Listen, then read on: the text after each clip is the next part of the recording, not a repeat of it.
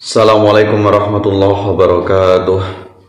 Alhamdulillahi wa kafa wa usalli wa usallimu ala sayyidina Muhammadin al-Mustafa wa ala alihi wa ashabihi ahli sudaqi wa lafa. Asyhadu an la ilaha illallah wahdahu la syarikalah wa asyhadu anna Muhammadan abduhu wa rasuluh. Allahumma shalli ala sayyidina Muhammad wa ala alihi sayyidina Muhammad. Para alim, para ulama, pemirsa dimanapun Anda berada, mudah-mudahan Anda selalu dalam lindungan Allah Subhanahu wa Ta'ala. Mudah-mudahan segala aktivitasnya diberikan kelancaran, mudah-mudahan segala hajatnya dikabulkan oleh Allah Subhanahu wa Ta'ala. Amin ya rabbal alamin. Pada kesempatan ini kita akan membahas tentang bukti Salafi Wahabi merusak ajaran Islam dari dalam. Nah, kita tahu bahwasanya sekte Salafi Wahabi ini mengaku sebagai Islam. Ya, mereka mengaku sebagai Islam yang murni, sebagai pemurni tauhid, ya, dan mereka mengaku sebagai penegak sunnah Rasulullah SAW. Ternyata faktanya bahwasanya mereka sebenarnya adalah merusak Islam dari dalam. Ya, kalau orang yang ingin merusak Islam dari luar, dari non-Muslim, itu tentu akan mudah terdeteksi. Namun akan berbeda jika yang merusak ajaran Islam itu sendiri adalah orang yang mengaku sebagai beragama Islam.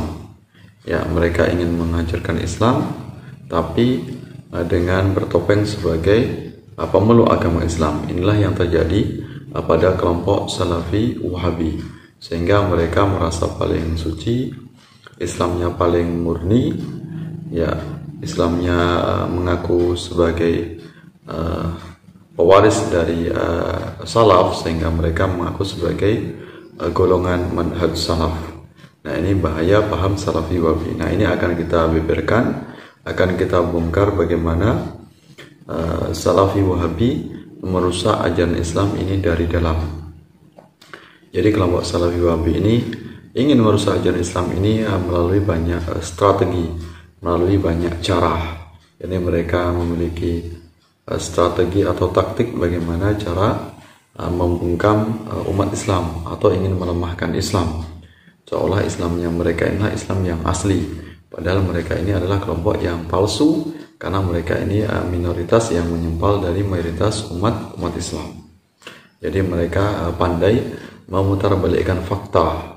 Yang asli ini mereka cap sebagai palsu, tapi yang mereka ini palsu, mereka mengaku sebagai kelompok yang murni atau kelompok yang asli. Nah, ini amalan sunnah mereka tuduh sebagai bid'ah, sedangkan mereka sendiri melakukan berbagai macam amalan bid'ah. Ya, kelompok Salafi Wahabi ini hobi melakukan amalan bid'ah, tapi mereka mengklaim sebagai penegak sunnah atau mengaku sebagai manhaj salaf atau pengikut salaf. Nah, ini sangat bahaya sekali paham dari kelompok Salafi Wahabi yang tentunya akan terkecoh umat Islam yang masih sangat awam, ya, anak-anak kita, remaja kita, yang mungkin bisa jadi mereka ini tidak tersentuh dengan pendidikan pesantren. Ini sangat rentan sekali terkena doktrin dari kelompok Salafi Wahabi. Nah, bagaimana bukti Salafi Wahabi merusak Islam dari dalam? Ini tahap yang pertama. Ini mereka merebut ribuan naskah asli, kitab-kitab hadis, tafsir, fikih, dan lainnya dari para ulama Ahlussunnah wal Jamaah. Nah, jadi strategi pertama yang dilakukan oleh kelompok Salafi Wahabi adalah bagaimana mereka mengambil kitab-kitab Ahlussunnah wal Jamaah, mereka pelajari, ya, karena mereka ada upaya bagaimana nanti karya dari ulama-ulama ini nanti mereka palsukan.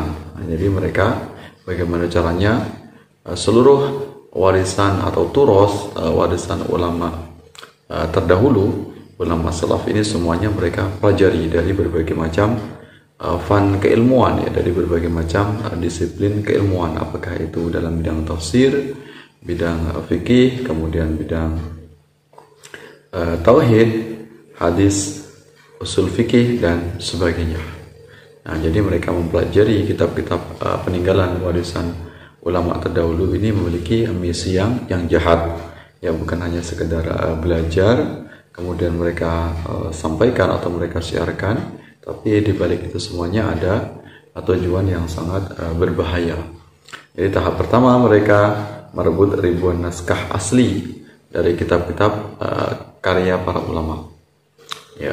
Kemudian tahap yang kedua, ini strategi dari kelompok Salafi Wahabi, cara merusak ajaran Islam, yaitu memburu dan membunuh para ulama ahlu sunnah. Nah, jadi setelah mereka merebut ulama-ulama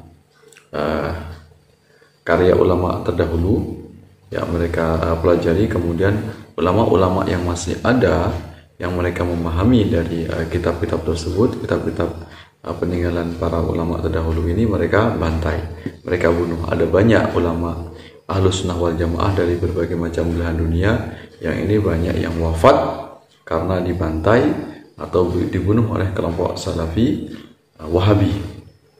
Nah, tujuannya apa? Tujuannya ini mereka ingin menutupi jejak-jejak warisan ulama terdahulu. Jadi ingin menimbun berbagai macam peninggalan ulama terdahulu, yaitu peninggalan berupa ilmu, sehingga nanti akan muncul pengetahuan baru yang ini sangat berbeda dari ulama-ulama terdahulu. Jadi ini cara bagaimana kelompok Salafi Wahabi melakukan brainwash atau cuci otak, ya, cuci otak, bagaimana mereka menimbun berbagai macam karya ulama terdahulu, kemudian ulamanya mereka bantai, kemudian dimunculkan lagi pemahaman yang baru sesuai dengan tafsir kelompok Salafi Wahabi. Nah, ini tahap yang kedua. Kemudian tahap yang ketiga, yaitu menghancurkan dan meratakan dengan tanah, yaitu situs-situs dan artefak Islam. Nah, jadi mereka hancurkan berbagai macam warisan peninggalan ulama-ulama terdahulu. Jadi jejak-jejak ulama terdahulu ini mereka bumi hanguskan, tujuannya agar jangan ada lagi jejak-jejak peninggalan dari ulama Ahlus Sunnah wal Jamaah. Karena ini akan mengganggu misi jihad mereka, yaitu misi jihad kelompok Salafi Wahabi. Ada banyak di Hijaz, di Mekah, Madinah, ini banyak sekali jejak-jejak dari Rasulullah, kiriman Rasulullah, tempat-tempat bersejarah Islam ini mereka hancurkan dengan misi, yaitu agar Mekah ini menjadi negara modern, sehingga peninggalan para sahabat, peninggalan Rasulullah ini mereka bumi hanguskan, ya, mereka hancurkan dengan alasan yaitu pembangunan, ya, pembangunan, sehingga di Mekah, Madinah ini kiri kanan sudah penuh dengan hotel-hotel yang sangat menjulang tinggi, ya, menjadi kota metropolis, sehingga tempat-tempat bersejarah ini banyak mereka hancurkan. Nah, ini di balik itu semuanya misi kelompok Salafi Wahabi agar menimbun berbagai macam hasanah dari masa lalu, ya, apakah itu dari Rasulullah, kemudian sahabat dan ulama-ulama salaf, ulama terdahulu. Itu tahap yang ketiga, menghancurkan dan meratakan dengan tanah situs-situs artefak Islam, ya. Kemudian poin yang keempat, tahap yang selanjutnya, yaitu mencetak ulang kitab-kitab hadis, tafsir, fikih sesuai dengan pemahaman kelompok Salafi Wahabi. Nah, jadi setelah mereka menimbun berbagai macam warisan ulama terdahulu agar dilupakan oleh generasi Ahlus Sunnah wal Jamaah, kemudian mereka memunculkan dengan pemahaman yang baru. Tetap kitabnya adalah kitab ulama terdahulu, kitabnya ini adalah peninggalan ulama Ahlus Sunnah wal Jamaah, namanya juga mereka tampilkan, tapi isinya, tafsirnya, pemahamannya ini sudah sesuai dengan alur pemahaman Salafi Wahabi. Nah, jadi kitab-kitab peninggalan masa lalu ini dikotori oleh tangan-tangan Salafi Wahabi, mana ide pengetahuan tentang hadis, kemudian tentang fikih, tentang tafsir, ini mereka ubah sesuai dengan doktrin atau pemahaman Salafi Wahabi. Kalau ada yang bertentangan dengan pemahaman Salafi Wahabi, misalnya di dalam kitab tafsir, kitab hadis tentang misalnya tawasul, tentang ziarah, ini mereka hapus, ya, mereka hilangkan agar sesuai dengan pemahaman yaitu manhaj salaf, yaitu pemahaman kelompok salafi wahabinya. Ini misi di balik itu semuanya, misi yang jahat yang dilakukan oleh kelompok salafi wahabi. Nah, kita lihat sekarang banyak sekali kitab-kitab terjemahan, ya ini karya dari ulama kita, ulama Ahlussunnah wal Jamaah sebenarnya ya.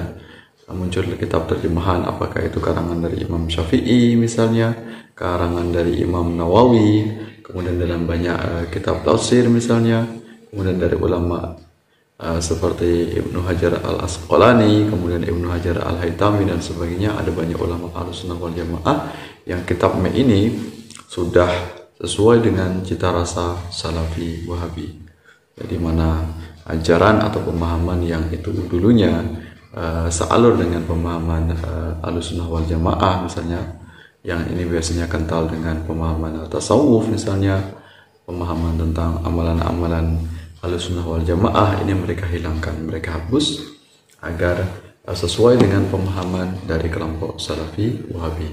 Nah, ini betapa liciknya kelompok salafi wahabi menghilangkan berbagai macam warisan ulama terdahulu, sehingga ulama terdahulu ini tidak dikenal lagi oleh umat Islam yang sekarang ya. Jadi kaula muda, umat Islamnya, generasi Islam sudah nggak paham lagi bagaimana peninggalan ulama terdahulu.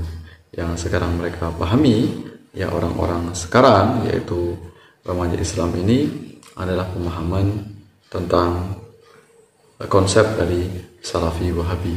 Mereka dikenalkan dengan Albani misalnya, kemudian Bin Bas, kemudian Shalih Fauzan, kemudian Ibnu Taimiyah dan sebagainya.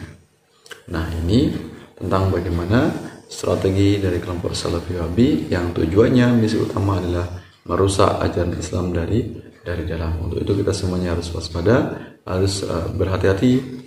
Anak keturunan kita semuanya kita selamatkan, kita jaga, kita lindungi, mudah-mudahan terlepas dari paham sesat salafi